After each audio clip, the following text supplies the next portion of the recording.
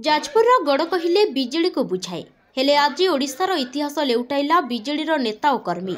हाँ आमे कहूछु जाजपुर बीजेडी कथा। आज भुवनेश्वर भारतीय जनता पार्टी पक्षर एक मिश्रण पर्व होइथिला। एही मिश्रण पर्व में सबुठु आगधाड़ी जाजपुर बीजेडी समस्त टाणुआ नेता आज एही भारतीय जनता पार्टी रे विधिबद्ध भाव निजकू एही दल सह समर्पित करी एही बीजेपी दल को मजबूत करने को नहीं आज समग्र ओडिशावासी को आह्वान देउछंती एही जाजपुर नेता और कर्मी जे आगामी भविष्यत एही राज्यर एकमात्र भारतीय जनता पार्टी एही आह्वान रे कंपी उठिला राजधानी। जाजपुर दशरथपुर ब्लॉक रु अशोक पति रिपोर्ट जयदेव न्यूज।